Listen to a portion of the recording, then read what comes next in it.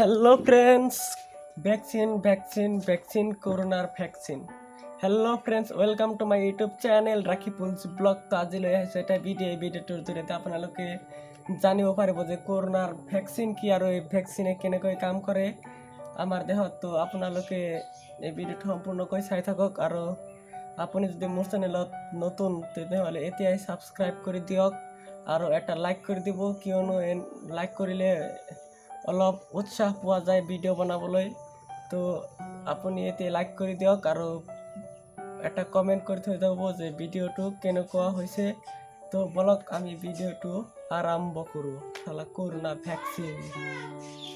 Vaccine হ'ল যে আমাৰ সকলোৰে দেহত ৰোগ প্ৰতিৰোধকাৰী এটা সাধাৰণ প্ৰক্ৰিয়া আছে যাৰ নাম হ'ল ইমিউনিটি ছিষ্টেম। এই ইমিউনিটি ছিষ্টেমটোৱে যেতিয়া আমাৰ দেহত কৰোনা ভাইৰাছ সোমায় তেতিয়া এই ইমিউনিটি ছিষ্টেমটোৱে গম নাপায় আৰু এই ইমিউনিটি ছিষ্টেমটোক আগতে সতৰ্ক কৰি দিয়া কামটোৱে হ'ল এই ভেকচিনৰ। আৰু এতিয়া আহিল এই ভেকচিনটোৱে কেনেকৈ কাম কৰে। এই ভেকচিনটোৱে আমাৰ যিটো ইমিউনিটি ছিষ্টেম বুলি ৰোগ প্ৰতিৰোধকাৰী ক্ষমতা, আচলতে সহজ ভাষাত এই ভেকচিনটো হ'ল যে এটা টিচাৰৰ দৰে। টিচাৰে যেনেকৈ তেওঁৰ ছাত্ৰ ছাত্ৰীক শিকাই দিয়ে যে এইটো পঢ়িবা এইটো এক্সামত আহিব, সেইকাৰণে সতৰ্ক কৰি দিয়ে। এই ভেকচিনটোৱে এনেকুৱাই কাম কৰে যে ইমিউনিটি ছিষ্টেমটোক আগতে জনাই দিয়ে যে তোক মাৰিবলৈ এটা ভাইৰাছ আহি আছে, তো এই ভাইৰাছৰ কাৰণে সতৰ্ক থাকিবি। তো এনেকৈ কাম কৰে এই ভেকচিনটোৱে। এতিয়া আৰু এটা কথাটো হ'ল যে এই ভেকচিনটো কেতিয়া ওলাব। এই ভেকচিনটো ওলাওঁতে বহুত সময় লাগিব, 12 মাহৰ পৰা 18 মাহৰ ভিতৰত ভেকচিনটো ওলাই যাব।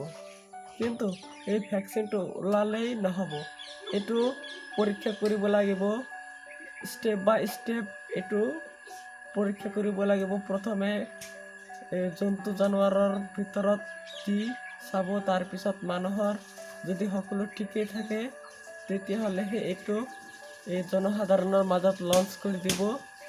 এই ৱৰ্ল্ড হেল্থ অৰ্গেনাইজেশ্যনে এই বিষয়ে বহুত গৱেষণা কৰি আছে যে এইটো সোনকালে যাতে ভেকচিনটো ওলায়। তো আপোনালোকেও অলপ ভগৱান বা আল্লাৰ কাছত অলপ দোৱা কৰি কওক যে ভেকচিনটো যাতে সোনকালে ওলায় আৰু এই মানুহবিলাকে ঘৰৰ পৰা ওলাই নিজৰ কাম কৰি খাব পাৰে। তো এইখিনি আছিল ভিডিঅ'টো। যদি ভিডিঅ'টো ভাল লাগিল তেনেহ'লে লাইক এণ্ড কমেণ্ট কৰি দিব যে ভিডিঅ'টো কেনে হ'ল। তো আমি এতিয়া ভিডিঅ'টো সমাপ্ত কৰিম। তো